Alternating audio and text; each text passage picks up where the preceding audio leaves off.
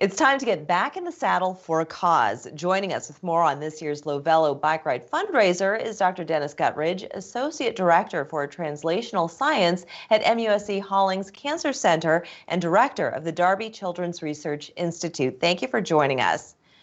Thank you. It's a pleasure to be here. So Dr. Guttridge, maybe you can tell us a little bit more about what translational science is. I don't think that's a term that many of us have really heard of before. Happy to do so. So translational science literally means taking the science that you discover in your laboratory and literally translating it, taking it from the bench to the bedside. And how we do that at Hollings Cancer Center is moving it to a clinical trial, getting it to patients.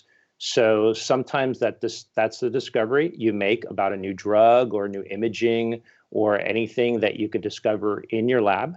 And you then work with physicians to move that into a clinical trial, or that's sometimes partnering with a pharmaceutical industry or a biotechnology company that already has a product that you can partner with, and again, translate that from that partnership to a clinical trial that we would run, for example, at the Hollings Cancer Center.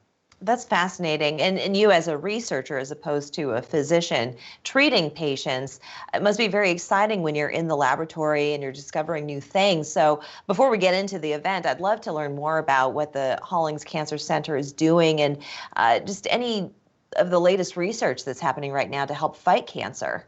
Yeah, no, I'll just say that being a basic scientist is a thrill for me to be in biomedical research. It's one of the reasons I wanted to become a scientist, because my family's been hit, like many other families around the country and the world, with cancer. It's hard not to be. You're either directly or indirectly impacted by this disease.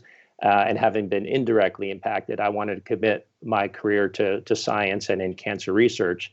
And not being a physician, I wanted to know that I could do my part. So this is the way in which you can do your part. And then to your second question, in terms of what we're doing at Hollings, we are trying to translate the research in all different aspects, either when we're working with small molecules or we're working with other biologics, to try to make the impacts in multiple ways. And one area that we're really good at in Hollings is in immunology. So it's appropriate because we're in a COVID era where we're talking about our immune system fighting off a virus.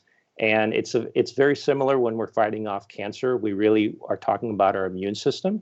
So a lot of what we do at Hollings is involved in immune therapy, which is something that's really come along in the last 10 years. And we are moving what we do in our lab and moving into this immune therapy space to make our immune system better, to try to be more efficient at tackling our tumor cells and be more effective at treating cancer.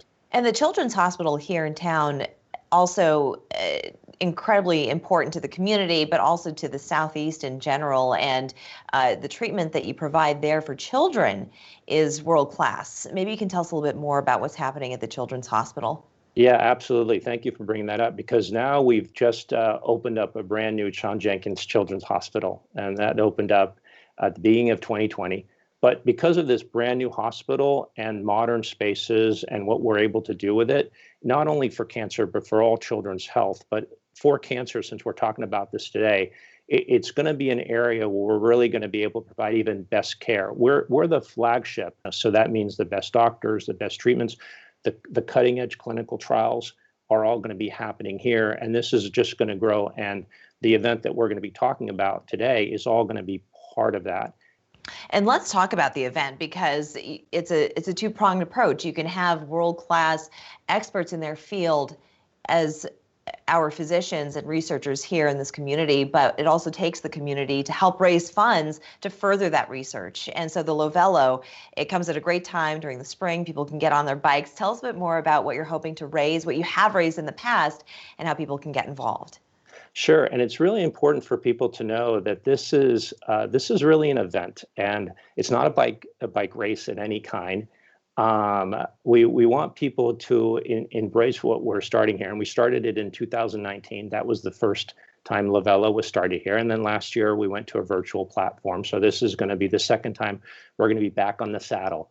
But the reason we're doing this, and I think it's important for people to understand, is that when we talk about cancer research, we're really dependent mostly on funding that we can obtain from the National Cancer Institute or the National Institutes of Health, the NIH. And everybody's now heard about the NIH and what it's meant during COVID, right? So we're aware of that. But people need to understand that when we get funding from the NIH, it's not so much that we can ask the NIH to fund risky science. And I think a lot of people, just lay people who have known and experienced cancer firsthand, are willing to take those risks, that they're willing to invest in something that could be risky in the hopes that it will actually work. And so maybe you can just give us quickly the details of when this is going to be taking place and how people can sign up. Sure. So the event is going to be November 6th. So like you said, it's a good time to be on our bike because it's springtime and we're giving everybody the summer to train. And we have different distances. So for those people who are not used to riding a bike, we have even a very short ride, an 8-miler, which is going to be taking place on Sullivan's Island. And then we have different distances of 25 miles, 50 miles, and up to 100 miles for those people who are more experienced. Perfect. So people can start doing it now and work their way up to people can register now. You can go to Hollings Cancer Center and just type in LOWVELO, LOWVELO, and off you go, and we'll make it very simple for you. And we're really looking forward to making this a team effort. Dr. Guttridge, I want to thank you so much for sharing with us. Well, thank you very much for your time. It was really a pleasure. We're back after this.